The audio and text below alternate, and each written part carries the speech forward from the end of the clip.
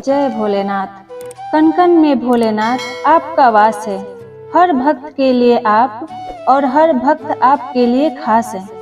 जय भोलेनाथ। मैं ममता आप सभी को एक छोटी सी कहानी सुनाने जा रही हूँ, जो कि मेरे प्रिय त्रिदेव भोलेनाथ की है। इतना तो सभी भक्त जानते हैं कि भोलेनाथ समस्त देवों में भोले माने जाते हैं। इसी भोलेपन के चलते शिव शंकर अपने भक्तों पर बहुत जल्दी प्रसन्न हो जाते हैं। इतना ही नहीं, अगर प्राचीन काल की ओर एक बार दृष्टि डाली जाए तो हमारे हिंदू शास्त्रों व ग्रंथों में भोलेनाथ के भोलेपन की कई कथाएं आदि पढ़ने को और सुनने को मिलती है। आज हम आपको शिव जी की ऐसी ही कथा और स्थान के बारे में बताने जा रही हूँ, जहाँ भोलेनाथ अपने भक्तों के लिए नौकर बनकर रह रहे थे। जी हाँ, हो सकता है कि ये सुनने के बाद आपको विश्वास ना हो। आप लोग ये सोचेंगे कि ऐसा कैसे हो सकता है, लेकिन ये सही है। महादेव अपने भक्त के भक्ति भाव को देखकर उसके पास उसका नौकर बनकर रहने लगे, और वो भक्त हैं प्रसिद्ध कवि विद्यापति। यूं तो दुनिया के हर कोने में जगत व्यापी शिव शंकर के कई मंदिर स्थापित हैं, जिनके कई रोचक कथाएं जुड़ी हैं। लेकिन मैं जिस मंदिर और स्थान के बारे में बताने जा रही हूँ, वह बिहार के मधुबनी जिले के भवानीपुर गांव में स्थित है, जो उगना महादेव व उग्रनाथ मंदिर के नाम से प्रसिद्ध है। मान्यता है कि इस मंदिर में भगवान शिव ने स्वयं महाकवि विद्यापति की नौकरी की थी। महाकवि विद्यापति, जिनका जन्म 1352 में हुआ, भारतीय साहित्य की भक्ति परंपरा के प्रमुख स्तंभों में से एक और मैथिली के सर्वोपरि कवि के रूप में जाने जाते हैं। कहा जाता है कि यह भगवान शिव के बहुत बड़े भक्त थे। इस बात का प्रमाण उनके शिव भक्ति पर रचित कई गीत और रचनाएं हैं। पौराणिक घटनाओं के मुताबिक भोलेनाथ विद्यापति की भक्ति व रचनाओं से बेहद प्रसन्न थे। एक दिन भगवान शंकर को और उनके घर के नौकर बनने की इच्छा हुई। फिर क्या, महादेव एक साधारण से व्यक्ति का वेश धारण करके पहुंच गए कवि विद्यापति के घर।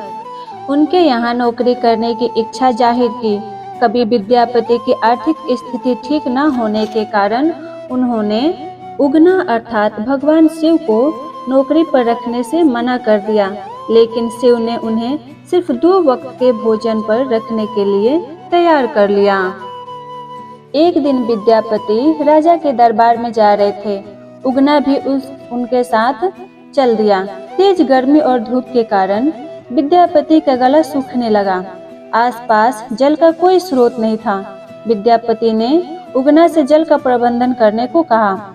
भगवान शिव ने थोड़ा दूर जाकर अपनी जटा खोली व 1 लोटा जल ले आए।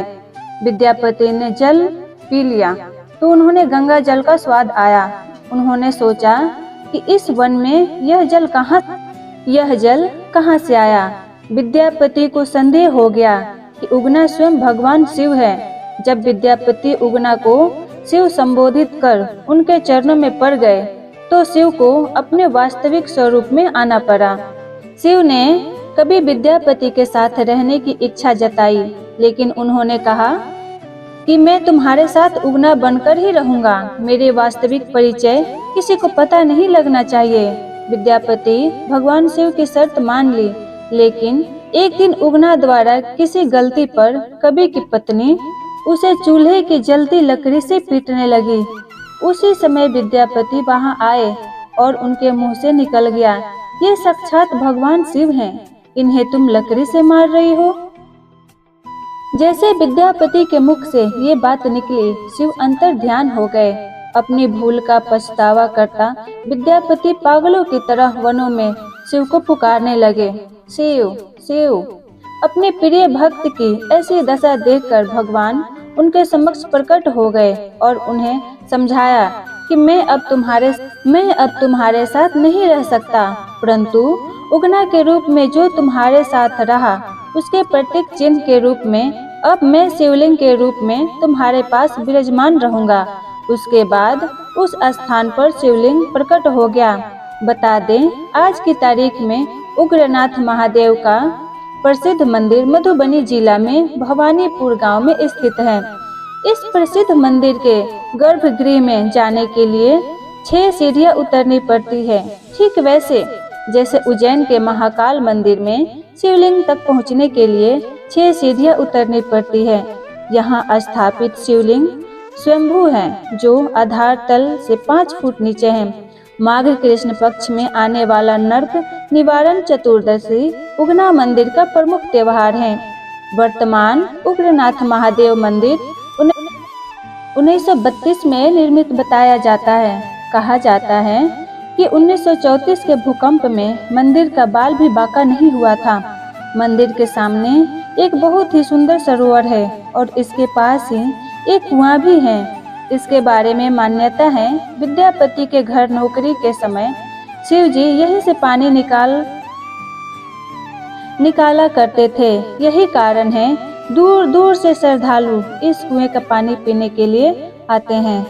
कैसे कह दूं कि तेरी हर दुआ बेअसर हो गई। कैसे कह दूं कि तेरी हर दुआ बेअसर हो गई।